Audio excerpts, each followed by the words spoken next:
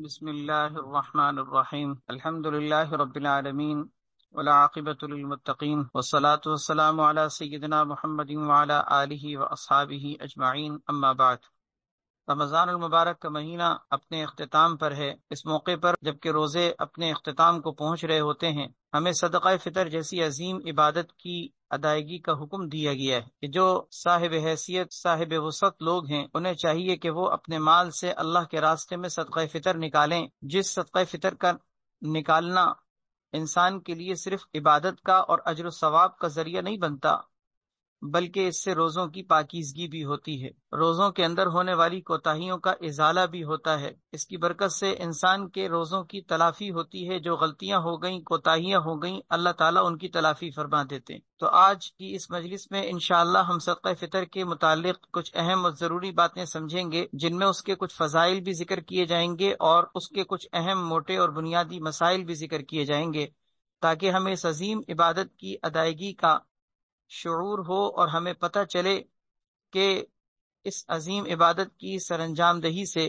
ہمیں دنیا اور آخرت میں کیا کچھ مل سکتا ہے۔ اللہ پاک ہم سب کو سمجھنے کی، عمل کرنے کی توفیق عطا فرمائے۔ بنیادی طور پر صدقہ فطر سے متعلق دو باتیں ذکر کی جائیں گی۔ پہلی چیز صدقہ فطر کے فضائل اور اس کے فائدے کہ دنیا اور آخرت میں انسان کو اس سے کیا ملتا ہے۔ دوسرا اس کے اہم اور ضروری بنیادی مسائل۔ اللہ پاک حق کہنے، سننے کی، سمجھنے کی اور عمل کرنے کی توفیق عطا فرمائے۔ سب سے پہلی چیز صدقہ فطر کے فضائل۔ اس میں ایک بہت بڑی فضیلت انسان کو یہ حاصل ہوتی ہے کہ اللہ تعالیٰ کے حکم کی بجا آوری ہوتی ہے۔ اللہ اور اس کے رسول نے جس کام کا حکم دیا ہے، انسان صدقہ فطر نکال کر اس کام کو کر کے یہ فائدہ حاصل کرتا ہے کہ وہ اللہ کا اور اللہ کے نبی صلی اللہ علیہ وسلم کا حکم پورا کر لیتا ہے، اور ظاہر ہے کہ حکم خداوندی کی تعمیل، نبی علیہ الصلوۃ والسلام کی سنت اور آپ کے حکم کی پیروی، یہ ایک بہت بڑا فائدہ ہی تو ہے۔ دوسرا فائدہ اس کا یہ ذکر کیا گیا ہے کہ یہ رمضان المبارک میں چونکہ عموماً نکالا جاتا ہے، رمضان کے اختتام پر نکالا جاتا ہے، تو یہ صدقہ کوئی عام صدقہ نہیں بلکہ افضل ترین صدقہ ہوتا ہے۔ جیسا کہ ترمذی شریف کی روایت ہے کہ نبی کریم صلی اللہ علیہ وسلم سے جب پوچھا گیا افضل ترین صدقے کے بارے میں، تو آپ صلی اللہ علیہ وسلم نے فرمایا صدقۃ فی رمضان، کہ افضل صدقہ وہ ہے جو رمضان کے اندر کیا جائے۔ عموماً چونکہ یہ رمضان کے اندر ہی کیا جاتا ہے اور عام طور پر رمضان کے اختتام پر یہ کیا جا رہا ہوتا ہے، تو اس میں یہ بھی فضیلت حاصل ہو جاتی ہے کہ رمضان کے اندر انسان افضل ترین صدقے کو حاصل کر لیتا ہے۔ تیسری فضیلت اور چوتھی فضیلت، یہ دونوں فضیلتیں ایک حدیث میں ابو داؤد شریف کے اندر مروی ہیں کہ نبی علیہ الصلوۃ والسلام نے ایک حدیث کے اندر صدقہ فطر کے دو اہم اور بڑے فضائل اور فائدے ذکر کیے۔ چنانچہ حدیث میں آتا ہے کہ آپ صلی اللہ علیہ وسلم نے صدقہ فطر کو اس لیے ضروری قرار دیا تاکہ اس سے ایک فائدہ تو یہ ہو کہ روزے دار کے روزے میں جو لغو اور بیکار قسم کے کام ہو گئے ہیں، جو غلطیاں کوتاہیاں ہو گئی ہیں، ان کی پاکیزگی ہو جائے، ان کی تلافی اور ان کا ازالہ ہو جائے۔ اور دوسرا آپ نے اس لیے بھی ضروری قرار دیا کہ اس میں مساکین کے کھانے پینے کا اور ان کے لیے عید کی تیاریوں میں شریک ہونے کا اس کے اندر فائدہ حاصل ہو کہ وہ بھی عید کی خوشیوں میں شریک ہو سکیں اور ان کے لیے کھانے پینے کا انتظام ہو سکے۔ تو یہ تیسرا اور چوتھا فائدہ دونوں ایک ہی حدیث کے اندر موجود کہ آپ صلی اللہ علیہ وسلم نے ایک فائدہ یہ ذکر کیا کہ اس سے روزوں کی تلافی ہوتی ہے، روزوں کے اندر انسان سے ہونے والی غلطیوں کی تلافی، اور چوتھا فائدہ یہ کہ اس کے ذریعے سے مساکین، فقراء، غرباء، معاشرے کا جو ایسا طبقہ جو معاشی اعتبار سے کمزور ہو، اس کے کھانے پینے کا انتظام ہو جاتا ہے۔ اور یہ کتنی بڑی فضیلت، کتنا بڑا فائدہ ہے، کیونکہ ظاہر ہے کہ ہر انسان جو روزہ رکھتا ہے اس روزے کے دوران اس سے کتنی غلطیاں ہو جاتی ہیں، یہ ہر انسان جانتا ہے۔ اللہ تبارک و تعالیٰ کی کسی عبادت کا حق تو ادا انسان کر ہی نہیں سکتا، ہر عبادت کے اندر انسان سے کتنی کوتاہیاں اور تقصیرات سرزد ہوتی رہتی ہیں۔ یہ ہمارے لیے اللہ تعالیٰ کی کتنی رحمت کا معاملہ ہے، اللہ تعالیٰ کا کتنا شان رحیمانہ کا معاملہ ہے کہ اللہ تعالیٰ نے ہمارے روزوں کے اختتام پر ایک ایسی عبادت ہمیں عطا فرمائی کہ جس کے ذریعے سے ہم اپنے گناہوں، اپنی کوتاہیوں، اپنی لغزشوں اور اپنے روزوں کے اندر ہونے والی تقصیرات کے ازالے کا کام کر سکتے ہیں۔ اس کی تلافی کا فائدہ حاصل کر سکتے ہیں، اس کے اندر ہونے والے نقصانات کی تکمیل کر سکتے ہیں۔ تو اس لیے یہ تیسرا فائدہ کہ روزوں کی تلافی ہوتی ہے، اور چوتھا فائدہ یہ کہ مساکین کے لیے انسان کھانے پینے کا ذریعہ بن جاتا ہے۔ پانچویں فضیلت یہ ہے کہ اس صدقہ فطر کی برکت سے روزے قبول ہوتے ہیں۔ یہ صدقہ فطر کی عبادت روزوں کی قبولیت کا ذریعہ ہے۔ حدیث میں آتا ہے، الترغیب و ترہیب کی روایت ہے، حضرت جریر رضی اللہ تعالیٰ عنہ نبی کریم صلی اللہ علیہ وسلم کا ارشاد نقل فرماتے ہیں، صوم شہر رمضان معلق بین السماء والارض، رمضان کے مہینے کے روزے آسمان و زمین کے درمیان معلق رہتے ہیں، لٹکے ہوئے رہتے ہیں، یعنی اس کا مطلب یہ کہ وہ بارگاہ الہی میں قبولیت کے لیے اٹھائے نہیں جاتے، الا بزکات الفطر، الا بزکات الفطر، کہ مگر زکات الفطر، جس کو ہم صدقہ فطر بھی کہتے ہیں، زکات الفطر بھی کہتے ہیں، اس زکات الفطر یعنی صدقہ فطر کی ادائیگی کی برکت سے اللہ تعالیٰ روزوں کو قبول فرما لیتے۔ تو کتنا بڑا یہ فائدہ کہ یہ روزوں کی قبولیت کا ذریعہ ہے۔ اگر انسان صدقہ فطر نہ نکالے تو اس کے روزے بارگاہ الہی میں قبول نہیں ہو پاتے، وہ لٹکے رہتے ہیں، معلق رہتے ہیں۔ چھٹا فائدہ اور چھٹی فضیلت یہ ہے کہ اس سے انسان کی مال کی پاکیزگی اور برکت ہوتی، مال کو اللہ تعالیٰ پاکیزہ کر دیتے ہیں اور اس میں برکت عطا فرماتے ہیں۔ حدیث میں آتا ہے، ابو داؤد شریف کی روایت ہے کہ نبی کریم صلی اللہ علیہ وسلم نے صدقہ فطر کے ضروری ہونے کو بیان کیا کہ صدقہ فطر ادا کیا کرو، یہ لازم ہے، ضروری ہے۔ اس کے بعد پھر آپ نے اس کا فائدہ ذکر کیا۔ آپ نے فرمایا کہ اما غنیکم فیزکیہ اللہ، جو تمہارے مالدار اور صاحب حیثیت لوگ صدقہ فطر نکالیں گے، اللہ تعالیٰ اس کی برکت سے ان کے مال کو پاکیزہ کر دیں گے، یعنی اس کے شر کو دور کر دیں گے اور پاکیزگی نصیب ہو جائے گی، اس کا میل کچیل اتر جائے گا۔ جیسے زکوٰۃ کے ذریعے سے انسان کا مال پاکیزہ ہوتا ہے، مال کا میل کچیل چلا جاتا ہے، صاف ستھرا ہو جاتا ہے انسان کا مال، اسی طریقے سے صدقہ فطر کی بھی یہی فضیلت ہے کہ اللہ مال کو پاکیزہ کر دیتا۔ اور جو تمہارے فقیر اور مفلس لوگ ہیں، یعنی معاشرے کا وہ طبقہ جو غریب کیٹیگری میں آتا ہے، اگر فرمائے کہ وہ اللہ کے راستے میں بھی صدقہ فطر ادا کر دیں، اگرچہ ان کے اوپر لازم نہیں، صاحب حیثیت نہیں ہے، صاحب وسعت نہیں ہے، اس کا مطلب یہ کہ وہ صدقہ فطر نکالنے کے پابند نہیں، لیکن اگر وہ نکال دیں تو اللہ تعالیٰ فَيَرُدُّ اللَّهُ تَعَالَى عَلَيْهِ أَكْثَرَ مِمَّا أَعْطَى، ان کے دیے ہوئے مال کو اللہ تعالیٰ زیادہ بہتر انداز میں کثرت کی حالت میں ریٹرن کرتے ہیں۔ اس کا مطلب کیا ہوا کہ مالدار لوگوں کے صدقہ فطر نکالنے کی برکت سے مال میں پاکیزگی آتی ہے، اور غریب مفلس انسان کے بھی نکالنے کی برکت سے اللہ اس کو اس سے بہتر ریٹرن کرتے ہیں، بہتر لوٹاتے ہیں۔ 6 فائدے ہو گئے۔ 7واں فائدہ یہ ہے کہ اس کی برکت سے اللہ تعالیٰ موت کی سختی سے اور قبر کے عذاب سے حفاظت فرماتے ہیں۔ یہ ایسا فائدہ ہے جس کو حضرات فقہاء نے ذکر کیا ہے، احادیث میں تو اس کی تفصیل نہیں ہے، البتہ فقہاء نے یہ بات ذکر کی ہے کہ صدقہ فطر میں 3 بڑے اہم فائدے حاصل ہوتے ہیں، 3 بڑے فائدے۔ پہلا فائدہ قبول الصوم، روزہ قبول ہو جاتا ہے۔ دوسرا فائدہ یہ ہے کہ اس میں سکرات الموت سے نجات حاصل ہوتی ہے۔ سکرات الموت کا مطلب ہوتا ہے نزع کی کیفیت میں جو موت کی سختی کا عالم ہوتا ہے، اللہ پاک اس وقت کرم کا معاملہ فرماتے ہیں۔ اور تیسرا فائدہ یہ ہے کہ اس میں عذاب قبر سے بھی اللہ تبارک و تعالی نجات عطا فرماتے ہیں۔ یہ 3 فائدے فقہاء نے ذکر کیے ہیں، چنانچہ مجمع الانہر، اسی طریقے سے مختلف فقہ کی کتابوں میں یہ بات ذکر کی گئی ہے کہ فقہاء نے یہ 3 اہم فائدے اس کے ذکر کیے ہیں کہ ایک تو روزہ قبول ہوتا ہے، دوسرا سکرات الموت کے وقت میں، اور قبر کے عذاب کے وقت میں اللہ تبارک و تعالی نجات عطا فرما دیتے ہیں۔ یہ صدقہ فطر کے فضائل تھے۔ اب دوسری اہم چیز کہ صدقہ فطر کے اہم مسائل، ان مسائل کو بھی سیکھنا سمجھنا ضروری ہے، ان سے آگاہی حاصل کرنا ضروری ہے، تاکہ ہمارے صدقہ فطر کے نکالنے میں کسی قسم کی کوئی کمی کوتاہی نہ ہو، کیونکہ ہر چیز کو سیکھ کر انسان کو سر انجام دینا چاہیے، چاہے معاملہ رمضان کے روزے کا ہو، چاہے نماز کی ادائیگی کا ہو، زکوٰۃ نکالنے کا ہو، یا حج اور عمرہ کرنے کا معاملہ ہو، دین کا ہر حکم سیکھ کر کرنا چاہیے۔ اور دین کا کیا، ہم تو دنیا کے بھی معاملات میں یہی جانتے ہیں کہ دنیا کا بھی کوئی کام اگر کرنا ہو تو انسان اس کو سیکھتا ہے، سمجھتا ہے، جاننے والوں سے پوچھتا ہے، اس کے تجربات سے انسان آگاہی حاصل کرتا ہے، اور کرنے کے بعد پھر اس کو ان چیزوں کے اعتبار سے جو فوائد حاصل ہوتے ہیں، تجربات ہوتے ہیں، وہ دوسروں کو بھی بتا رہا ہوتا ہے تاکہ کرنے والے نقصان سے بچ سکیں۔ اسی طرح دین کے اندر بھی یاد رکھیں، صرف معاملہ صدقہ فطر کا نہیں، ہر چیز کو سیکھ کر کریں۔ قرآن کی تلاوت بھی کرنی ہے تو سیکھ کر کرنی ہے، کس طرح کرنی ہے، حروف کی ادائیگی کیسے ہے، نماز کا سنت طریقہ کیا ہے، اس کے فرائض اور واجبات کیا ہیں، ہر چیز کو سیکھنا چاہیے۔ تو صدقہ فطر کے بھی اہم مسائل، ویسے تو تفصیلی مسائل اس کی کتابوں میں موجود ہیں، لیکن یہاں ہم اس وقت مختصر سی نشست کے اندر اہم اور ضروری مسائل ذکر کر رہے ہیں کہ جس سے انشاءاللہ بہت کچھ آپ کو انشاءاللہ معلومات حاصل ہو جائیں گی۔ اللہ عمل کی توفیق نصیب فرما دے۔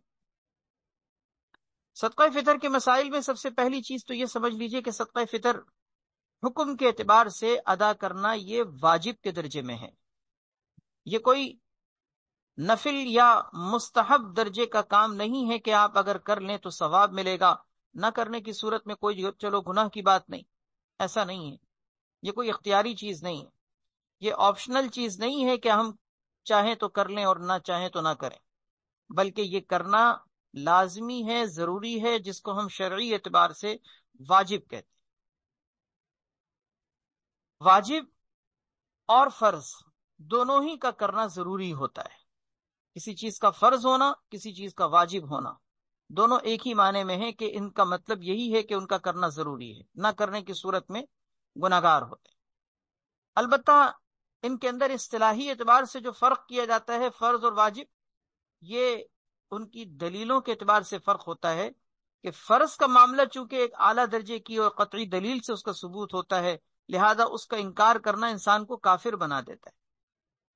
واجب کے انکار کی وجہ سے انسان کافر تو نہیں ہوتا، لیکن یہ کہ گناہگار ہوتا ہے۔ تو عملی اعتبار سے عملاً دونوں کا کرنا ضروری ہے، اور دونوں کا چھوڑنا انسان کے لیے باعث فسق و فجور۔ تو صدقہ فطر کا نکالنا یہ ایک واجبی کام ہے، ضروری کام ہے، نہ کرنے کی صورت میں گناہگار ہوں۔ اگر کسی نے ماضی کی زندگی میں صدقہ فطر کے نکالنے میں کوئی کوتاہی کی ہو، مثلا یاد پڑتا ہو کہ پچھلے سال، گزشتہ سالوں میں اس نے نہیں نکالا، تو اب اگر اس نے نہ نکالا ہو تب بھی اس کے لیے نکالنا ضروری ہے، کیونکہ یہ ایک واجب ہے۔ دوسری چیز یہ کہ صدقہ فطر کے لازم ہونے کی شرائط کیا ہیں۔ فقہاء نے 3 شرطیں اس کی ذکر کی ہیں۔ سب سے پہلی شرط تو یہ ہے کہ وہ آزاد یعنی حر ہو، غلام نہ ہو۔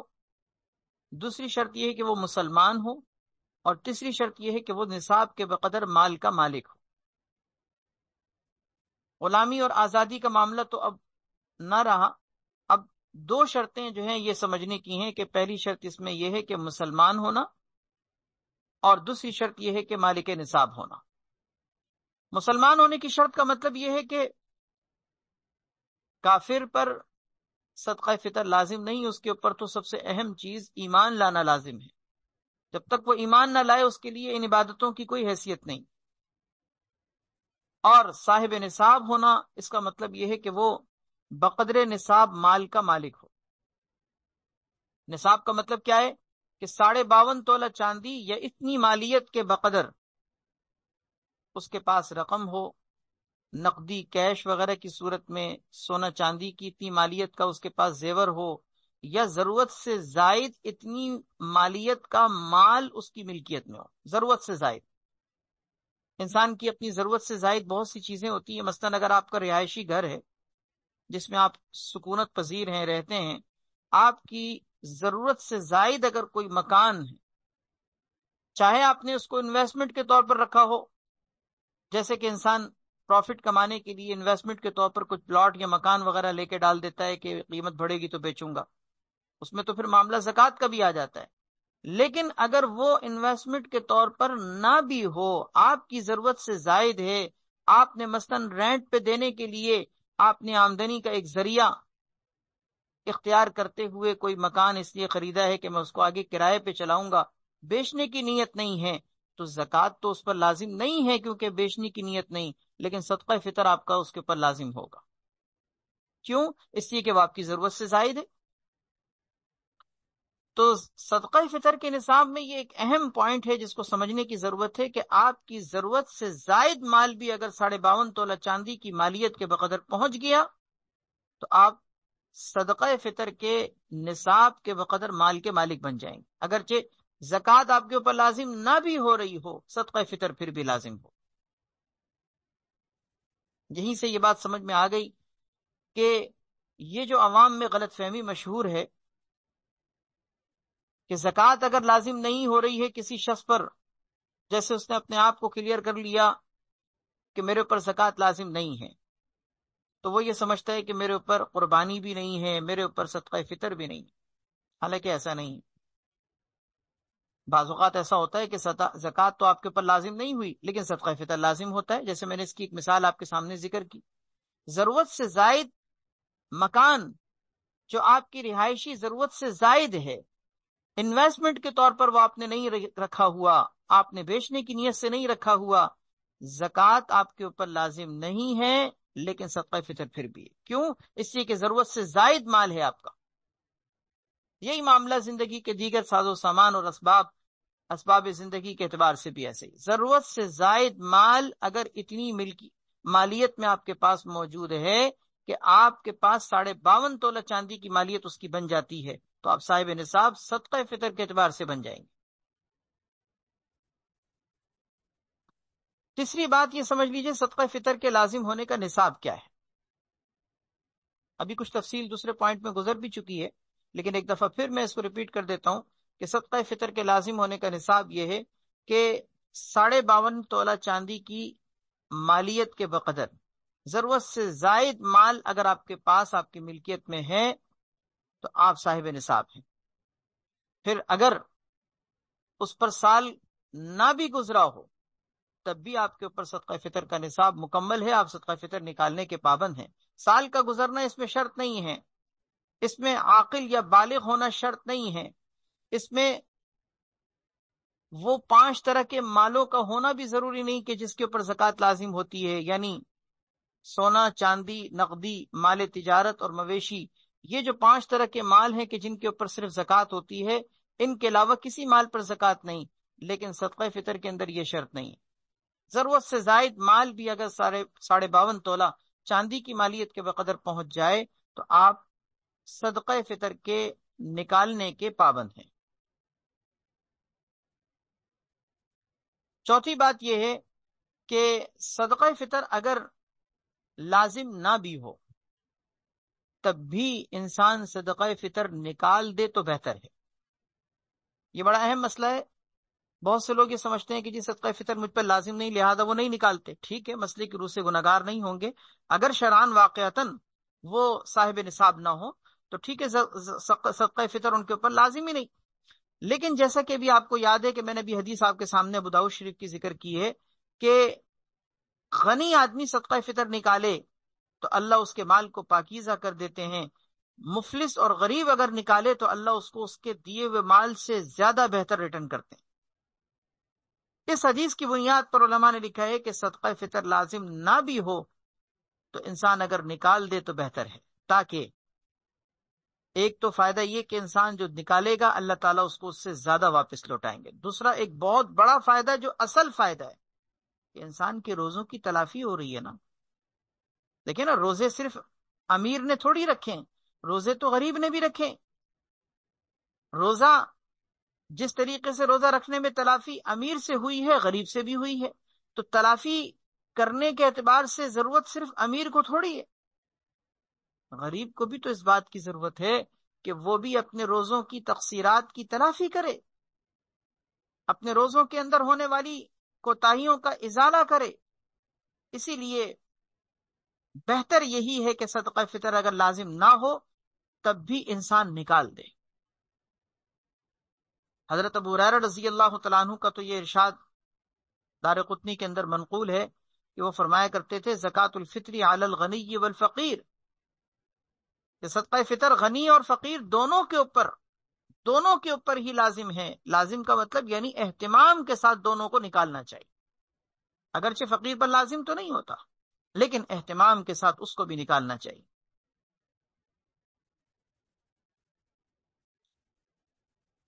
پانچواں مسئلہ اور پانچویں اہم اس کے اندر تفصیل یہ سمجھ لیجئے کہ صدقہ فطر کی مقدار کیا ہے، یعنی کتنا ہم مال اللہ کے راستے میں خرچ کریں تو ہم صدقہ فطر نکالنے کے فریضے کو پورا کر لیتے ہیں. اس کی مقدار کے اعتبار سے احادیث کے اندر 4 چیزیں ذکر کی گئیں: گندم، جو، کھجور اور کشمش. یہ 4 چیزیں احادیث اور روایات میں ان چاروں چیزوں کو نبی علیہ الصلوۃ والسلام نے صدقہ فطر کے نکالنے کے اعتبار سے معیار قرار دیا. چنانچہ گندم سے اگر ہم صدقہ فطر نکالیں تو آدھا سا تقریباً اس کی مقدار بنتی ہے 3.5 سیر 3 ماشا. تو آدھے سا کا مطلب کیا ہوا؟ 2.25 سیر. 2.25 سیر گندم نکالیں، اور اگر ہم جو، کھجور اور کشمش سے نکالیں تو مکمل سا نکالیں گے، یعنی 3.5 سیر. اسی لیے احتیاطاً یہ کہا جاتا ہے کہ گندم سے ہم 2.25 سیر نکالیں، یعنی احتیاطاً پورے 2 سیر یعنی 2 کلو نکال دیں. اور دوسری چیزوں سے کھجور، جو اور کشمش سے نکالیں تو 3.5 سیر یعنی احتیاطاً 4 سیر 4 کلو. یہ آپ صدقہ فطر کے نکالنے کے اعتبار سے مقدار کو سمجھ لیں کہ یہ مقدار مقرر کی گئی ہے. اب اس مقدار کے مطابق آپ کی مرضی ہے کہ آپ چاہیں تو صدقہ فطر میں گندم کی یہ مقدار دے دیں یعنی 2 کلو، یا بقیہ چیزوں سے مثلاً 3.5 4 کلو آپ جو ہے وہ کھجور دے دیں، جو دے دیں، کشمش دے دیں، صدقہ فطر ادا ہو جائے گا. یا اگر آپ اس کی مالیت، اس کی جو قیمت ہے وہ نکال دیں تب بھی صدقہ فطر ادا ہو جائے گا. یعنی ضروری نہیں کہ آپ گندم ہی دیں، جیسے کہ عام طور پر ہمارے یہاں آج کل گندم ہی نہیں دی جاتی بلکہ گندم کی قیمت دی جاتی. اور بہتر بھی یہی ہے کہ انسان جو ہے وہ گندم یا اجناس سے دینے کے بجائے اگر قیمت سے صدقہ فطر ادا کرے گا تو غریب وغیرہ جس کو ہم دے رہے ہیں وہ اپنی ضرورت اس سے اپنی منشا کے مطابق پوری کرے گا. وہ پابند نہیں ہوگا کہ وہ گندم جو آپ نے دی ہے وہی گندم ہی کو استعمال کرے، وہ کوئی بھی چیز اس سے خرید سکتا ہے. لیکن ایک بہت اہم بات، ایک نقطے کی بات سمجھ لیجئے کہ آج کل ہمارے گرد و پیش میں معاشرے کے اندر آپ کو معلوم ہے کہ لوگوں کے اندر ایک رواج ہے کہ عام طور پر صدقہ فطر ان چاروں اجناس میں صرف گندم سے نکالا جاتا ہے، گندم کی قیمت.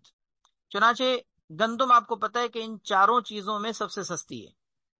جو کے مقابلے میں، کھجور کے مقابلے میں، کشمش کے مقابلے میں گندم کی قیمت سب سے کم ہے. لہذا 2 کلو گندم کی قیمت جو منیمم کم سے کم صدقہ فطر کی مقدار بنتی ہے، لوگ اس کو نکالتے ہیں، اور اکثر صدقہ فطر کے نکالنے کا رواج اسی سے ہی ہے. ٹھیک ہے، اس میں کوئی شک نہیں، صدقہ فطر آپ کا ادا ہو جائے گا، کیونکہ آپ جو سے یا کھجور سے یا کشمش سے نکالنے کے پابند نہیں، آپ ان چاروں میں سے کسی ایک سے بھی نکال سکتے ہیں. اور عموماً چونکہ گندم کی قیمت سب سے کم ہوتی ہے تو گندم کی قیمت کے اعتبار سے صدقہ فطر نکال کر انسان اس فریضے کی ادائیگی کر لیتا ہے. جیسے کہ امسال یعنی 1445 ہجری کے اندر رمضان المبارک میں صدقہ فطر کی جو مقدار متعین کی گئی ہے وہ گندم کے اعتبار سے 300 فیکس ہے، جو کے اعتبار سے 700 فیکس ہے. اسی طریقے سے اس سے آگے بڑھیں، کھجور کے اعتبار سے 1750 روپے فیکس ہے، اور اس سے آگے کشمش کے اندر تقریباً 2800 روپے 2800 روپے فیکس ہے. اب آپ دیکھیں یہ چاروں قیمتوں کے اعتبار سے اگر آپ موازنہ کریں تو سب سے کم درجے کی قیمت کیا ہے؟ 300 روپے گندم میں. تو عام طور پر لوگ گندم کے اعتبار سے صدقہ فطر نکالتے ہیں. شرعی اعتبار سے اس میں کوئی قباحت کا یا کوئی کراہت کا پہلو نہیں، لیکن جو میں نقطے کی بات آپ کے سامنے اس وقت عرض کرنا چاہ رہا ہوں اس کو سمجھیے گا کہ بہتر یہ ہے کہ انسان اپنی مالی حیثیت کے مطابق صدقہ فطر گندم سے آگے بڑھ کر جو، کھجور یا کشمش سے نکالے۔ اللہ نے اگر آپ کو مالی حیثیت دی ہے، اگر اللہ نے آپ کو وسعت دی ہے، آپ اپنے گھر میں اپنے بیوی بچوں کو اچھے سے اچھا کھلا سکتے ہیں اور کھلاتے ہیں، اور آپ کھلانے کا اہتمام کرتے ہیں، تو غریب کو بھی کھلانے کے لیے اعلیٰ سے اعلیٰ درجے کی قیمت میں صدقہ فطر ادا کریں۔ صدقہ فطر گندم سے آگے بڑھیے، جو کے اعتبار سے مثلاً جیسے کہ میں نے عرض کیا کہ امسال 300 روپے سے آگے بڑھ کر جو کی قیمت میں امسال جو ہے وہ 700 روپے ہے، تو آپ 700 روپے کے اعتبار سے ادا کریں۔ اللہ نے آپ کو اور حیثیت دی ہے، آپ 1750 کے اعتبار سے کھجور کی قیمت ادا کریں، اور اللہ نے آپ کو مالی حیثیت دی ہے، آپ کشمش کی قیمت 2800 روپے کے اعتبار سے فیکس نکالیں، لیکن بہرحال کوشش کریں کہ آپ گندم سے آگے بڑھیں۔ میں نے عرض کر دیا ہے، مسئلے کے اعتبار سے یہ میں کوئی جائز ناجائز کی بات نہیں کر رہا ہوں، جائز ناجائز کی بات نہیں، مسئلے کی روح سے آپ گندم کی قیمت بالکل دے کے فارغ ہو سکتے، لیکن بات افضل درجے کی کر رہا ہوں، بات افضل درجے کی وہ یہ ہے کہ آپ اس سے آگے بڑھ کر اپنی حیثیت کے مطابق، انشاءاللہ جب آپ گندم سے آگے بڑھ کر جو، کھجور یا کشمش سے صدقہ فطر نکالیں گے تو آپ کو اس میں 4 اہم اور بڑے فائدے حاصل ہوں گے، 4 بڑے اہم فائدے۔ مثلا سب سے پہلا فائدہ تو یہ ہوگا کہ آپ کے صدقہ فطر کی مقدار بڑھے گی۔ ایک طرف آپ 300 سے صدقہ فطر نکال رہے تھے، جب آپ جو کے اعتبار سے نکالیں گے تو آپ کو 700 روپے دینے ہوں گے، اس کا مطلب یہ کہ آپ کے صدقہ فطر کی مقدار بڑھ گئی نا۔ جب صدقہ فطر کی مقدار بڑھ گئی تو اس کا مطلب کیا ہے کہ اجر و ثواب بھی بڑھے گا، اللہ تعالیٰ کی طرف سے انعامات بھی زیادہ ملیں گے، برکات بھی زیادہ ہوں گی، روزوں کی قبولیت بھی زیادہ ہوگی، زیادہ اچھے انداز میں آپ کے روزوں کی تلافی ہوگی، آپ کے روزوں کے اندر ہونے والی کوتاہیوں کا ازالہ ہوگا۔ تو ظاہر ہے کہ جتنا گڑ ڈالیں گے مٹھاس تو اتنی بڑھے گی نا، شہد اور گڑ جتنا بھی ڈالا جائے مٹھاس اتنی بڑھتی ہے، تو صدقہ فطر ایک تو زیادہ مقدار کے اعتبار سے نکالنے کا فائدہ حاصل ہو۔ دوسرا اس کے اندر فائدہ یہ ہے کہ اس کی وجہ سے فقراء کا زیادہ فائدہ ہوگا۔ فقہا نے ذکر کیا ہے یہ انفع للفقراء ایسی چیز ہے کہ جس کی وجہ سے صدقے کے اندر ہر وہ چیز پسند کی گئی ہے جو فقراء کے زیادہ فائدے کے لیے ہو۔ اب ظاہر ہے کہ صدقہ فطر گندم کے اعتبار سے نکالنے میں فقراء کا کم فائدہ ہے، اور جو، کھجور یا کشمش کے اعتبار سے فقراء کا زیادہ فائدہ ہے۔ تو دوسرا کتنا بڑا فائدہ کہ فقراء کا جس میں زیادہ فائدہ ہو ہم اس کا ذریعہ بن گئے۔ 2 فائدے ہو گئے۔ تیسرا فائدہ اس میں یہ ہے کہ صدقہ فطر گندم سے آگے بڑھ کر جو، کھجور یا کشمش سے نکالنے کی برکت سے اللہ تعالیٰ آپ کو مشقت اور قربانی کی وجہ سے زیادہ مہربانی کا اللہ تعالیٰ آپ کے ساتھ معاملہ کریں گے، کیونکہ عبادت میں جب مشقت بڑھ جائے، عبادت میں جب قربانی زیادہ ہو، عبادت میں جب مجاہدے کے اندر اضافہ ہو، اللہ کا اصول ہے کہ اللہ تعالیٰ کی مہربانی بڑھ جاتی۔ کہا جاتا ہے نا، مشہور جملہ آپ نے سنا ہوگا، جتنی بڑی قربانی ہوتی ہے اتنی بڑی رب کی مہربانی ہوتی۔ نماز ہے، اسی طرح روزہ ہے، گرمی کے روزے دیکھ لیں اور سردی کے روزے رکھ لیں، دونوں میں اجر کیا برابر ہے؟ اگرچہ دونوں میں روزہ رکھ لیا، رمضان کے روزے ادا ہو گئے، لیکن گرمی کے روزوں کی فضیلت سردی کے روزوں کے مقابلے میں کئی گنا زیادہ ہے، مشقت زیادہ ہے، اس میں مجاہدہ زیادہ ہے، اس میں بھوک و پیاس کا معاملہ زیادہ برداشت کرنا پڑتا ہے۔ رات کی تہجد کی نماز اسی لیے تو عام دوسری نوافل کے مقابلے میں سب سے آگے، حدیث میں آتا ہے نا، فرائض کے بعد سب سے افضل ترین نماز تہجد کی ہے۔ کیوں ہے؟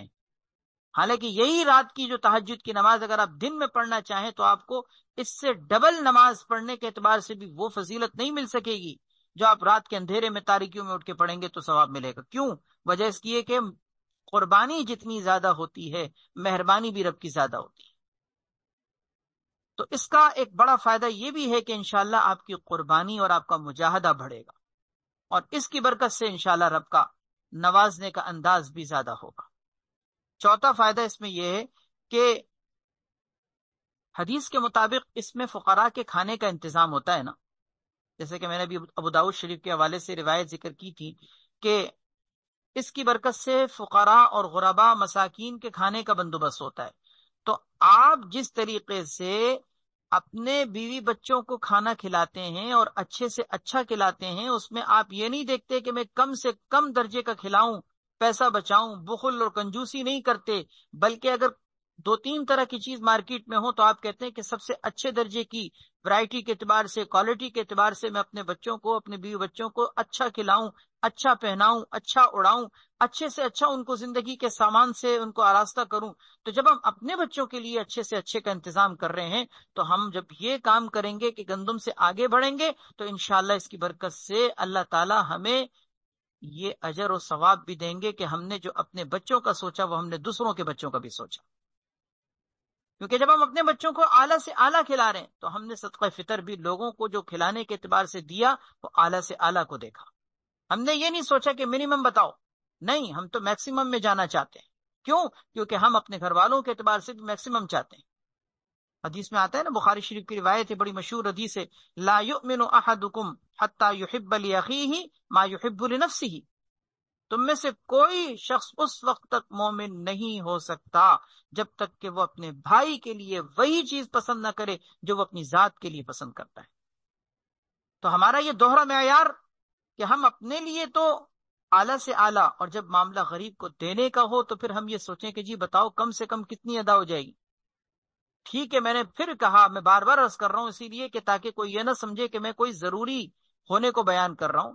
مسئلے کے اعتبار سے آپ گندم کی قیمت دے کر صدقہ فطر ادا کر سکتے ہیں بغیر کسی کراہت اور قباحت کے، لیکن بات اس وقت افضلیت کی جا رہی ہے۔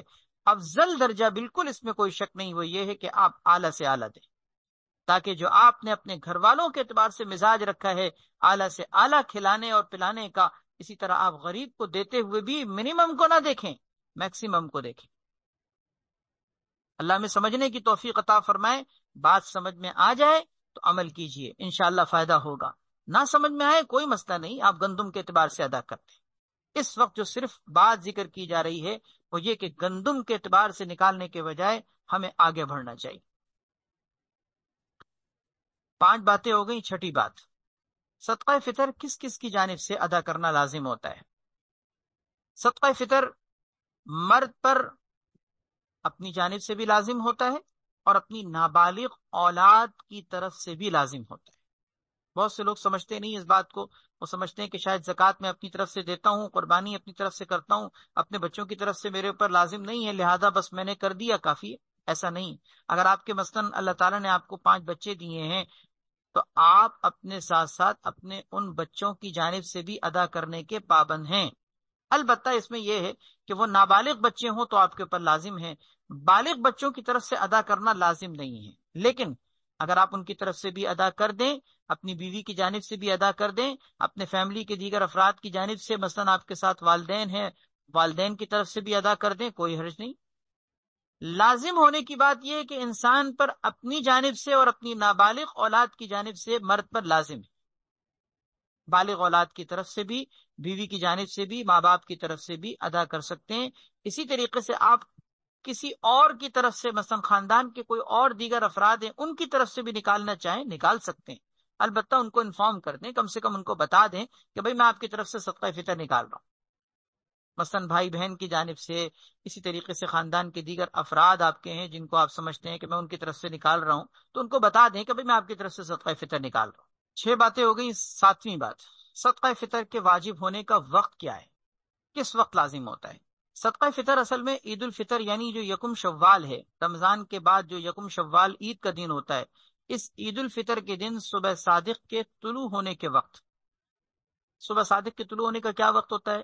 جیسے آپ یوں سمجھ لیں سحری کے ختم ہونے کا وقت، فجر کا وقت جب داخل ہو رہا ہوتا ہے، یہ صبح صادق کا جو وقت ہے عین اس وقت میں صدقہ فطر لازم ہوتا ہے۔ اب اگر کوئی صبح صادق سے پہلے مر جائے، انتقال کر جائے، وفات پا جائے، تو اس کی طرف سے صدقہ فطر نکالنا لازم نہیں ہے، اس لیے کہ وہ اس وقت تک پہنچ نہیں سکا۔ اور اگر کوئی اس صبح صادق کے بعد پیدا ہو، مثلا کوئی بچہ ہے جس کی ولادت عید کے دن ہوئی ہے صبح صادق کے بعد، تو اس کی طرف سے صدقہ فطر نکالنا لازم نہیں۔ لازم نہ ہونے کا مطلب اگر آپ نکالنا چاہیں تو ایک الگ بات ہے، نکال دیں، لیکن لازم نہیں۔ کیوں؟ عین صبح صادق کے وقت میں وہ موجود نہیں تھا۔ اسی طرح فقہاء نے ذکر کیا ہے کہ مثلا کوئی کافر ہے، صبح صادق سے پہلے پہلے مسلمان ہو گیا، اس کے اوپر بھی صدقہ فطر لازم ہے، کیونکہ صبح صادق کے وقت میں وہ مسلمان ہو چکا ہے اور اسلام کی شرط اس کے اندر پائی جا رہی۔ ہاں، صبح صادق کے بعد اگر مثلا کوئی مسلمان ہوا ہے یا کوئی بچہ صبح صادق کے بعد پیدا ہوا ہے تو اس کی طرف سے لازم نہیں، کیونکہ صدقہ فطر کے لازم ہونے کا یہ وقت ہے جس میں صدقہ فطر لازم ہوتا ہے۔ لیکن یہ بات سمجھ لیجئے کہ صدقہ فطر کے لازم ہونے کا یہ وقت تو ہے، ادا کرنے کے اعتبار سے ہم اس وقت کے بعد ادا کرنے کے پابند نہیں، ہم پہلے بھی ادا کر سکتے ہیں، رمضان میں نکال سکتے ہیں، رمضان کے مہینے میں کسی بھی وقت نکال سکتے ہیں، رمضان کا چاند نظر آ جائے، رمضان کا مہینہ اسٹارٹ ہو جائے، اس کے بعد آپ کبھی بھی نکال دیں۔ لازم ہونے کا وقت اگرچہ صبح صادق عید الفطر کے دن ہے، لیکن اس سے پہلے بھی اور اس کے بعد بھی نکالا جا سکتا ہے۔ 7 باتیں ہو گئیں۔ 8ویں بات، صدقہ فطر کی ادائیگی کا وقت کیا ہے؟ ادائیگی کا وقت، یہ تو میں نے ابھی ذکر کیا تھا نا 7ویں نمبر پر، کہ صدقہ فطر کے لازم ہونے کا وقت وہ صبح صادق ہے عید الفطر کے دن، لیکن ادائیگی کا وقت کیا ہے؟ اس کے اندر 2 باتیں سمجھنے کی۔ پہلی بات یہ کہ صدقہ فطر ادا ہم کب کب کر سکتے ہیں، یعنی جائز وقت کون کون سا ہے، اور دوسری بات یہ کہ مستحب وقت کیا ہے، بہتر کیا ہے، افضل کیا ہے۔ دونوں باتیں سمجھ لیجئے۔ پہلی بات، صدقہ فطر کی ادائیگی کا جائز وقت کیا ہے، کب ادا کرنے سے ادا ہو جاتا ہے؟ تو اس کے بارے میں فقہاء نے ذکر کیا ہے کہ صدقہ فطر رمضان کا مہینہ شروع ہو جائے تو آپ صدقہ فطر نکال سکتے ہیں، پورا مہینہ گزر جانا اور عید کا دن آ جانا کوئی ضروری نہیں، رمضان کا چاند نظر آ جائے، رمضان کا مہینہ شروع ہو جائے، آپ شروع میں بھی نکال سکتے ہیں، پہلے عشرے میں نکالیں، دوسرے میں نکالیں، تیسرے عشرے میں نکالیں۔ بعض کے نزدیک تو رمضان کے مہینے سے پہلے بھی نکال سکتے ہیں، لیکن چونکہ قول ہے کہ رمضان کا مہینہ کم سے کم شروع ہو جائے، تو اس لیے احتیاط اور بہتر یہی ہے کہ رمضان کا مہینہ کم سے کم اسٹارٹ ہو جائے تو پھر آپ نکال سکتے ہیں۔ یہ ہے جائز وقت۔ دوسری بات کہ بہتر کب ہے، تو بہتر ہونے کا مطلب یہ ہے کہ افضل طریقے سے نکالنے کا انداز کیا ہونا چاہیے، کس وقت نکالنا افضل ہے۔ تو اس کے بارے میں حضرت سیدنا عبداللہ ابن عمر رضی اللہ تعالیٰ عنہ کے عمل سے پتہ چلتا ہے کہ رمضان کے اختتام پر عید الفطر سے پہلے پہلے، رمضان کے مہینے میں عید الفطر کے آنے سے پہلے پہلے ہی 2-4 دن پہلے ہمیں صدقہ فطر نکال دینا چاہیے۔ افضل یہ عید کے دن کا انتظار، نماز عید کے وقت کا انتظار، کہ جب ہم بھاگتے ہوئے مسجد جا رہے عیدگاہ جا رہے ہوں اور عید الفطر کی نماز کی ادائیگی کے لیے جا رہے ہوں تو اس وقت جا کے ادا کر رہے ہوں، بہتر یہ ہے کہ ہم رمضان کے اندر نکالیں، بہتر۔ جیسے کہ عبداللہ بن عمر رضی اللہ تعالیٰ عنہ کا یہ عمل ابو داؤد شریف کے اندر مروی ہے کہ یؤدیہا قبل ذالک بالیوم والیومین۔ حضرت عبداللہ بن عمر رضی اللہ تعالیٰ عنہما، مشہور صحابی حضرت عمر رضی اللہ تعالیٰ عنہ کے صاحبزادے حضرت عبداللہ ابن عمر رضی اللہ تعالیٰ عنہما عید سے 1-2 دن پہلے صدقہ فطر نکال دیا کرتے۔ اور اس میں افضل اور بہتر اس لیے بھی ہے، آپ سوچیں ذرا کہ ہمارا اس صدقہ فطر کا مقصد کیا ہے، کہ ہم غریب کے کھانے پینے کا انتظام کر دیں، اس کے لیے بھی عید کی خوشیوں میں شریک ہونے کا موقع اس کو فراہم کریں، تو یہ زیادہ بہتر ہوگا نا کہ ہم عید سے پہلے ہی 2-4 دن پہلے کم سے کم ادا کر دیں، تاکہ وہ بھی تو عید کی تیاریاں کر سکے۔ مقصد تو رمضان المبارک کے اختتام پر ہمارے صدقہ فطر نکالنے کا یہ ہے کہ طعمتن للمساکین، مسکینوں کے کھانے پینے کا بندوبست ہو، تو وہ بندوبست زیادہ بہتر انداز میں اس وقت ہوگا جبکہ آپ رمضان کے اختتام پر عید سے پہلے نکالیں۔ لیکن یہاں یہ بات اچھی طریقے سے سمجھ لیجئے کہ رمضان المبارک کے اختتام پر عید سے پہلے پہلے 2-4 دن پہلے نکال دیں افضل ہے، لیکن عید کی نماز سے کم پہلے پہلے ضرور ادا کریں۔ اگر آپ نے رمضان کے اندر نہیں نکالا، عید کے دن نکال رہے ہیں، تب بھی آپ کے لیے عید کی نماز سے کم پہلے نکالنا ضروری ہے۔ عید کی نماز سے پہلے اس لیے کیونکہ ابو داؤد شریف کی روایت ہے کہ جس نے نماز عید سے پہلے صدقہ فطر نکالا اس کا صدقہ فطر عند اللہ مقبول ہے، اور جس نے عید کی نماز کے بعد نکالا تو اس کا وہ صدقہ عام درجے کا صدقہ ہے، یعنی اس کا مطلب اب اس کی وہ اہمیت اور اس کا وہ اجر اور اس کا وہ ثواب، اس کی وہ برکات پھر باقی نہیں رہتی۔ پہلے پہلے نکالیں صدقہ فطر عید کی نماز سے پہلے پہلے۔ اگرچہ یہ بات بھی سمجھ لیجئے کہ اگر کوئی نہ نکال سکا تو عید کی نماز کے بعد بھی نکالنے کا وہ پابند پھر بھی رہے گا، ایسا نہیں ہے کہ اب وہ یہ کہے کہ نہیں اب تو میرا صدقہ فطر کا وقت چلا گیا. نہیں نہیں، جیسے نماز کا معاملہ سمجھ لیجئے کہ نماز کا وقت ہے، ایک مقررہ وقت ہے کہ بھائی مثلاً اس وقت سے لے کے اس وقت تک نماز ادا ہوگی، اس کے بعد اگر پڑھیں گے تو نماز قضا ہو جائے گی. تو اگر کوئی نہ پڑھ سکے تو کیا نماز قضا ہونے کے بعد وہ پڑھنے کے اعتبار سے پابند نہیں ہے کیا؟ ہر شخص جانتا ہے کہ نماز اگر نکل جائے، قضا ہو جائے، تو وہ بعد میں پڑھنے کا پابند ہے نا، پھر بھی پڑھے گا. اگر وہ نہیں پڑھ سکا، وقت کے اندر ادا نہیں کر سکا، تو قضا کرے. اسی طریقے سے صدقہ فطر اگر آپ عید کی نماز سے پہلے نہ نکال سکے تو بعد میں نکالیں، ادا پھر بھی کریں گے آپ. لیکن یہ بات سمجھ لیجئے کہ ایک ادا کا معاملہ ہوتا ہے اور ایک قضا کا معاملہ ہوتا ہے، دونوں میں فرق ہے. عید کی نماز سے پہلے صدقہ فطر اعلیٰ درجے میں قبول ہے، اور عید کی نماز کے بعد حدیث میں آتا ہے کہ اس کی حیثیت پھر کم ہو جاتی ہے، عام صدقے کی ہوتی. 8 باتیں ہو گئیں. 9ویں بات یہ ہے کہ صدقہ فطر کا مستحق کون ہے، کس کو دیں. یہی معاملہ زکوٰۃ کے اندر بھی ذکر کیا جاتا ہے. بڑی اہمیت ہے اس بات کی کہ صدقہ فطر ہم کس کو دیں، زکوٰۃ ہم کس کو دے سکتے ہیں، اس کا مصرف کیا ہے. تو زکوٰۃ کے اندر بھی جس طرح مصرف کو سمجھنا ضروری ہوتا ہے، صدقہ فطر کے اندر بھی مصرف کو سمجھنا ضروری ہے. اور وہ یہ کہ جس کو ہم زکوٰۃ دے سکتے ہیں، جو زکوٰۃ لینے کے مستحق ہیں، انہی کے اوپر صدقہ فطر بھی صرف کیا جا سکتا ہے. کیا مطلب؟ زکوٰۃ ہم کس کو دے سکتے ہیں؟ زکوٰۃ کے مسائل کے حوالے سے ہم نے جو نشست رکھی تھی اس میں آپ کو یاد ہوگا کہ ہم نے کچھ چیزیں ذکر کی تھیں کہ زکوٰۃ کس کو دے سکتے ہیں. مثلا سب سے پہلی چیز یہ کہ وہ مسلمان ہو، دوسرا یہ کہ وہ سید نہ ہو، تیسرا یہ کہ وہ صاحب نصاب نہ ہو، اور چوتھا یہ کہ جس کو ہم دے رہے ہیں اس کے ساتھ ہمارا اصول اور فروع کا رشتہ نہ ہو، جیسے ماں باپ، دادا دادی، نانا نانی اور بیٹا بیٹی، پوتا پوتی، نواسا نواسی، یہ اصول و فروع کے رشتے کہلاتے ہیں.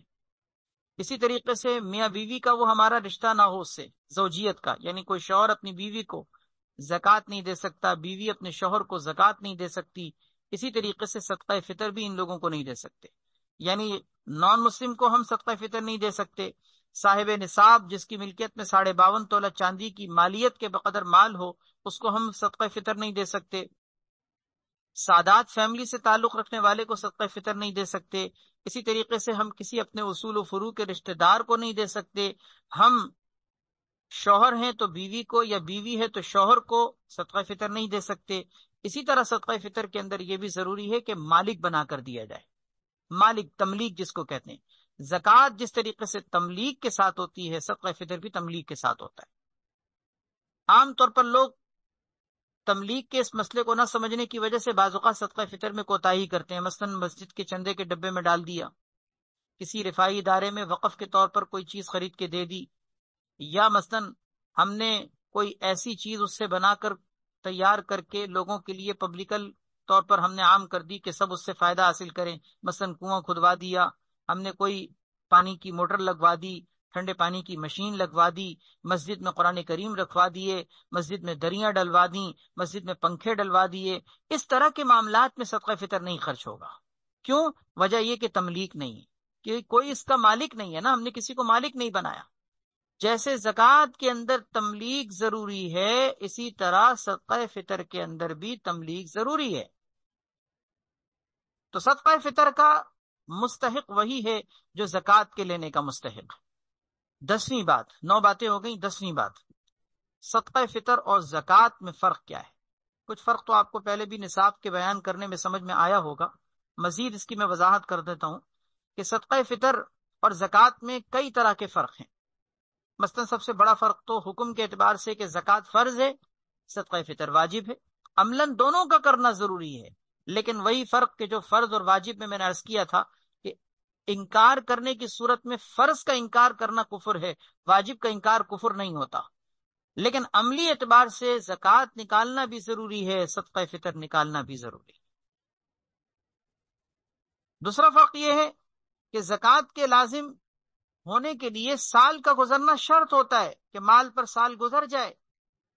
صدقہ فطر میں یہ شرط نہیں ہے. جیسے کہ وضاحت پیچھے ہو چکی ہے کہ صدقہ فطر کے اندر سال کا گزرنا شرط نہیں.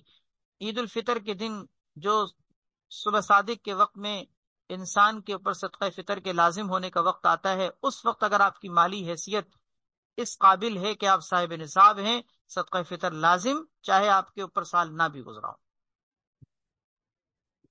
اسی طرح اس کے اندر تیسری فرق کرنے والی چیز یہ ہے کہ زکوٰۃ کے اندر مخصوص مال کا ہونا، سونا چاندی نقدی مال تجارت اور مویشی، ان کا ہونا ضروری ہوتا ہے۔ صدقہ فطر کے نصاب میں مال نامی ہونا ضروری نہیں۔ فقہاء نے ذکر کیا اس کے اندر مال نامی یعنی بڑھتا ہوا مال ہونا، جیسے تجارت کا مال ہوتا ہے، یہ کوئی ضروری نہیں۔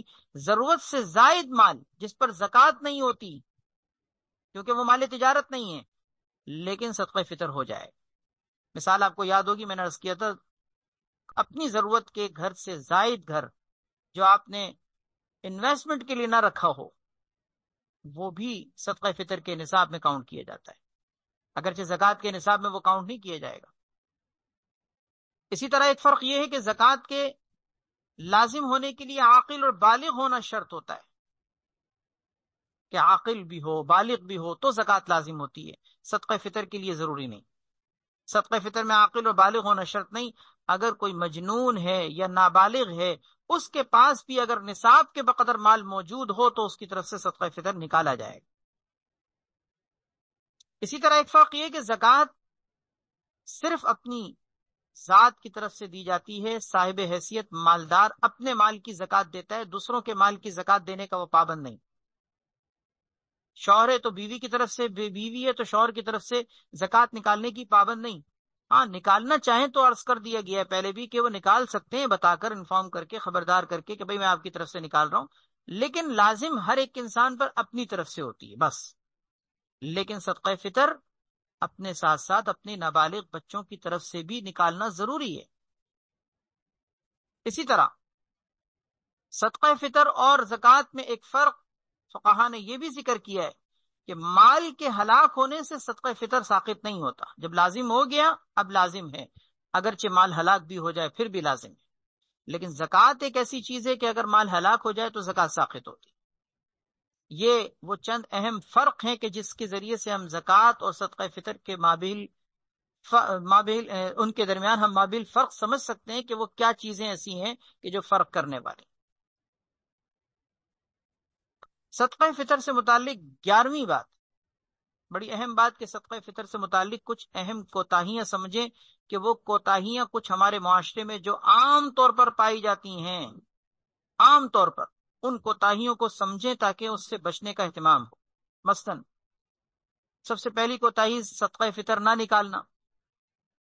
ظاہر ہے کہ یہ گناہ کی بات ہے، واجب ہے، واجب کا ترک انسان کو گناہگار بنا دیتا ہے۔ جیسے وطر کی نماز واجب ہے، کوئی نہ پڑھے تو گناہگار ہوگا، ایسی صدقہ فطر ایک واجب ہے، نہ پڑھنے کی صورت میں انسان گناہگار ہوگا، نہ کرنے کی صورت میں انسان گناہگار ہوگا۔ دوسری کوتاہی ہے کہ صدقہ فطر کے بارے میں یہ سمجھا جاتا ہے کہ جب زکوٰۃ لازم نہیں تو صدقہ فطر بھی لازم نہیں۔ حالانکہ میں نے یہ بات آپ سے عرض کر دی ہے کہ زکوٰۃ لازم نہ ہونے کے باوجود بھی ہو سکتا ہے کہ آپ کے اوپر صدقہ فطر ہو، کیونکہ دونوں کے درمیان فرق کرنے والی کئی چیزیں ہیں۔ بعض اوقات زکوٰۃ لازم نہیں ہوتی، صدقہ فطر لازم ہو رہا ہوتا ہے، زکوٰۃ لازم نہیں ہوتی لیکن قربانی لازم ہو رہی ہوتی، اس لیے ان کے نصابوں میں یہ فرق سمجھنا چاہیے۔ اسی طرح ایک بڑی اہم کوتاہی معاشرے کے اندر جو رائج ہے وہ یہ کہ روزہ اگر رمضان کا کسی وجہ سے آپ نے نہ رکھا ہو، بیماری کی وجہ سے نہ رکھا ہو، آپ نے روزوں کا فدیہ نکالا ہو، جیسے دائمی طور پر بیمار لوگ جو یہ کام کرتے ہیں کہ جو بیماری کی وجہ سے روزہ رکھنے پہ قادر نہیں، اپنے روزوں کا فدیہ نکالتے ہیں، تو اس فدیے کے نکالنے کی صورت میں یاد رکھیے اگرچہ روزے نہ رکھے گئے ہوں صدقہ فطر پھر بھی لازم ہے۔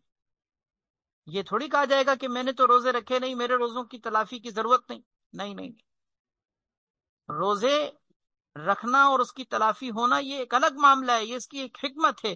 اصل بنیادی وجہ وہ رمضان المبارک کے اختتام پر جو صبح صادق کا وقت آتا ہے عید الفطر کے دن، اس وقت میں صاحب نصاب پر صدقہ فطر لازم ہوتا ہے، چاہے اس نے روزے رکھے ہوں چاہے روزے نہ رکھے ہوں۔ روزے رکھنے کی صورت میں یہ مزید فائدہ اس کو حاصل ہوگا کہ اس کے روزوں کی تلافی ہوگی، اس کے روزوں کی تلافی ہوگی، لیکن اس کا یہ مطلب نہیں کہ جس نے روزے نہ رکھے ہوں وہ صدقہ فطر نہیں نکالے گا۔ اسی طرح بعض لوگ اپنی طرف سے تو صدقہ فطر نکالتے ہیں لیکن اپنے نابالغ بچوں کی طرف سے نکالنے کی طرف توجہ نہیں دیتے، حالانکہ میں نے یہ عرض کر دیا ہے کہ اپنے نابالغ بچوں کی طرف سے صدقہ فطر نکالنا ضروری ہے۔ اسی طرح ایک کوتاہی، بڑی اہم کوتاہی، کہ بعض لوگ صدقہ فطر کے نکالنے کی صورت میں دیتے ہوئے خیال نہیں رکھتے کہ کس کو دینا ہے. راہ چلتے بھکاریوں کو، پروفیشنل قسم کے مانگنے والوں کو صدقہ فطر دے کے سمجھتے ہیں کہ جی ہم نے غریب کو کھانا کھلا دیا، حالانکہ وہ غریب واقعی غریب ہے یا پروفیشنل بھکاری ہے؟ وہ مستحق زکوٰۃ تھا یا نہیں تھا؟ وہ صدقہ فطر کے لینے کا مستحق ہے یا نہیں ہے؟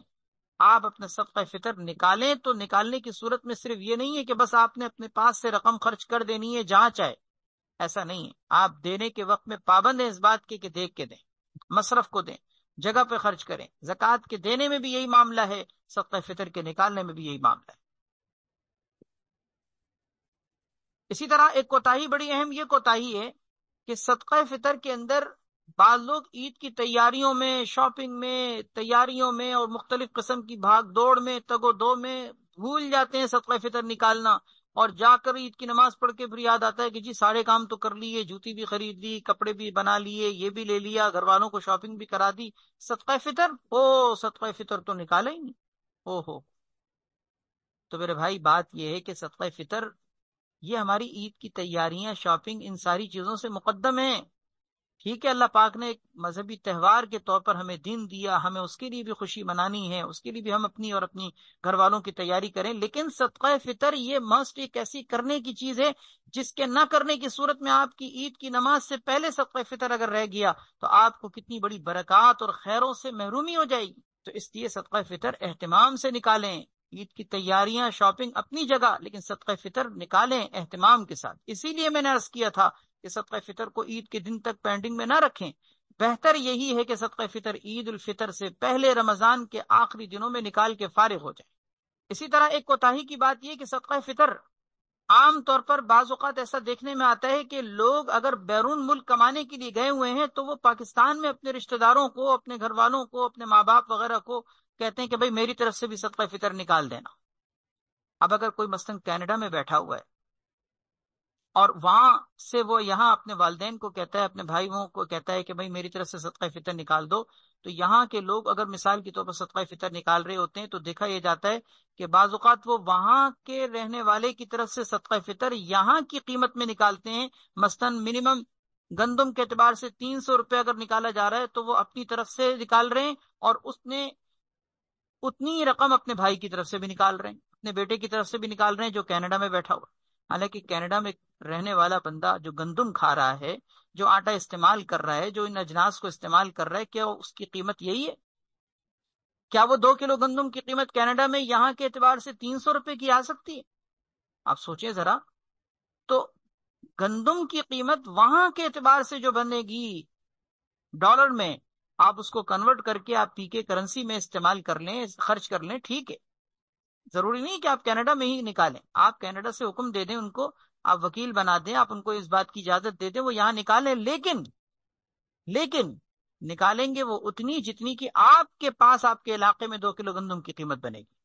کیونکہ رہنے والا جس طریقے سے جہاں رہ رہا ہے، گندم وہاں استعمال کر رہا ہے، وہ اس کے استعمال کی گندم وہاں پہ جتنی 2 کلو گندم آتی ہے اس ڈالر میں اس کی قیمت یہاں پر کنورٹ کر کے یہاں پی کے میں آپ اس کو نکال دیں. اسی طرح سعودیہ کا معاملہ ہے، ریال وغیرہ کے معاملات ہیں، جہاں بھی کہیں آپ رہتے ہوں، جب صدقہ فطر نکالیں گے تو اپنے رہنے والے کی جگہ کا اعتبار ہوگا.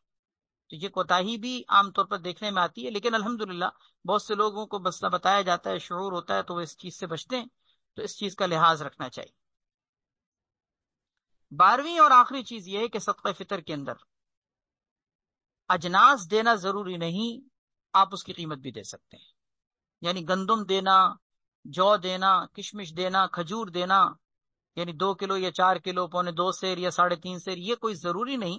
یہ تو مقدار ایک معیار کے اعتبار سے مقرر کر لی گئی ہے. اب اگر آپ 2 کلو گندم دینا چاہیں، بالکل صدقہ فطر میں آپ دے سکتے ہیں. بلکہ گاؤں دیہات کے رہنے والے اس بات کو جانتے ہیں کہ ان کے پاس عام طور پر اجناس ہوتی ہیں، ان کے پاس گندم وغیرہ ہوتی ہے مقدار میں اچھی خاصی، اور وہ کھیتی باڑی کرنے والے لوگ ہوتے ہیں، تو ان کے لیے تو بلکہ کرنسی کے مقابلے میں زیادہ آسان یہ ہوتا ہے. تو ٹھیک ہے، وہ گندم دے دیں، وہ جو دے دیں، وہ مثال کے طور پر جو ہے کشمش یا کھجور دے دیں، دے سکتے ہیں.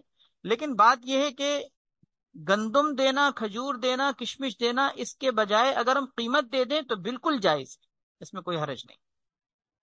یہ اس لیے میں عرض کر رہا ہوں کہ بعض لوگ یہ بعض لوگوں کو یہ کہتے ہوئے سنا کہ وہ کہتے ہیں کہ احادیث میں تو ہمیں گندم دینے کی بات کی گئی ہے، ہم آج کل کرنسی میں اور قیمت میں صدقہ فطر نکالتے ہیں، تو کیا اس سے ادا ہوتا ہے؟ بھائی بالکل ادا ہوتا ہے، بلکہ بعض علماء نے تو ذکر کیا ہے کہ زیادہ بہتر یہ ہے کہ آپ اجناس کے مقابلے میں اس کی قیمت دیں، تاکہ وہ ان اجناس کے اعتبار سے پابند نہ ہو کہ وہی استعمال کرے گا۔ دیکھیں نا، اگر مثلا میں نے کسی کو 2 کلو گندم دے دی تو وہ تو صرف گندم کا استعمال ہی کر سکتا ہے نا، گندم سے وہ اپنے کپڑے تھوڑی بنائے گا، گندم سے وہ اپنے گھر کا مثال کے طور پر کوئی راشن اور دیگر چیزیں خرید کے تھوڑی لائے گا۔ اس گندم سے وہ گندم ہی کے طور پر اس کا مصرف استعمال کرے گا۔ لیکن اگر ہم نے 2 کلو گندم کی قیمت دے دی، ہم نے اگر اس کو اس کی قیمت دے دی پیسے کی صورت میں، تو اپنے پیسے سے ہو سکتا ہے وہ 10 قسم کی جو چیزیں اپنی منشا کے مطابق خریدنا چاہے خرید سکتا ہے۔ اس لیے دیکھا جائے تو بہتر یہ کہ اجناس کے مقابلے میں قیمت دینا زیادہ افضل ہے۔ چنانچہ فقہاء نے ذکر کیا ہے، ہمارے اصحاب فتاوی نے، ارباب فتاوی رحمیہ اور شامیہ وغیرہ کے اندر یہ مسئلہ ذکر کیا گیا ہے کہ قیمت کا دینا صرف جائز ہی نہیں بلکہ افضل ہے، کیونکہ اس میں فقیر کی حاجت زیادہ اچھے طریقے سے پوری ہوتی ہے۔ بہرحال یہ صدقہ فطر کے اہم، ضروری اور بنیادی مسائل ذکر کیے گئے ہیں، اور اس کے شروع میں ہم نے فضائل اور اس کے فائدے بھی ذکر کیے، تاکہ ہمیں صدقہ فطر کی اہمیت اور اس کی فضیلت کا بھی احساس اور شعور ہو، اور ہمیں اس کے دینے کے وقت میں جو مسائل ہیں ان سے بھی آگاہی حاصل ہو، تاکہ ہم صحیح طریقے سے اس فریضے کی ادائیگی بر وقت کر سکیں۔ اللہ سے دعا ہے کہ اللہ پاک ہم سب کو عمل کی توفیق نصیب فرمائے۔ وآخر دعوانا ان الحمد للہ رب العالمین۔ الحمد للہ رب العالمین والعاقبۃ للمتقین والصلاة والسلام علی سیدنا محمد وعلی آلہ واصحابہ اجمعین۔ یا ارحم الراحمین، یا ذی الجلال والاکرام، اپنے فضل و کرم سے ہم سب کے گناہوں کو معاف فرما۔ یا اللہ ہم سب کی کامل مغفرت فرما، یا اللہ ہم سب کی مغفرت فرما، یا اللہ ہم سب کی بخشش فرما، ہماری اس مجلس کو اپنی بارگاہ میں قبول فرما۔ یا ارحم الراحمین، صدقہ فطر کے حوالے سے جو کچھ اس وقت یا اللہ فضیلتیں ذکر کی گئی ہیں، مسائل ذکر کیے گئے ہیں، یا اللہ ہمیں ان کو سمجھنے کی، عمل کرنے کی توفیق عطا فرما۔ رمضان المبارک کے اعمال کو ہمارے لیے قبول فرما، یا اللہ اپنی بارگاہ میں قبول فرما، ہمارے روزوں کو قبول فرما، تراویح کو قبول فرما، سحری افطاری کے معاملات کو قبول فرما، دعاؤں کو قبول فرما، ذکر و تلاوت کو قبول فرما، صدقات کو قبول فرما، یا اللہ شب قدر کا قیام قبول فرما۔ یا اللہ رمضان المبارک کے اندر جو خیر کے کام، بھلائی کے کام آپ نے کرنے کی توفیق دی ہے، یا اللہ اپنی بارگاہ میں قبول فرما۔ ربنا تقبل منا، ربنا تقبل منا، ربنا تقبل منا كما تقبلت من عبادك الصالحين ومن الانبیاء والمرسلین۔ یا ارحم الراحمین، ہماری اس مجلس کو اپنی بارگاہ میں قبول فرما۔ یا اللہ جو لوگ بھی اس مجلس میں شریک ہوتے ہیں محبت کے ساتھ، عقیدت کے ساتھ، یا اللہ تربیت اور اپنی اصلاح کی فکر لے کر، ہدایت کی فکر لے کر، خیر کی باتیں سننے کے شوق میں، یا اللہ عمل کرنے کی نیت سے، اے اللہ سب کی آمد کو اپنی بارگاہ میں قبول فرما۔ یا اللہ اپنے فضل سے، اپنے کرم سے سب کو ان کے مقاصد میں کامیابی نصیب فرما، ہر طرح کی پریشانیوں کو دور فرما۔ یا اللہ اس رمضان المبارک کو ہم سب کے لیے مغفرت کا ذریعہ بنا، ہمارے لیے عافیتوں اور یا اللہ کامیابیوں کے حصول کا ذریعہ بنا، اور ہمیں عافیت کے ساتھ، امن کے ساتھ، سلامتی کے ساتھ، ایمان کے ساتھ، اعمال کے شوق اور ذوق کے ساتھ بار بار ہمیں رمضان المبارک کا یا اللہ یہ عظیم مہینہ بار بار نصیب فرما۔ ہماری دعاؤں کو محض اپنے فضل و کرم سے قبول فرما۔ سبحان ربک رب العزت عما یصفون وسلام علی المرسلین والحمد للہ رب العالمین۔ آمین یا رب العالمین برحمتک یا ارحم الراحمین۔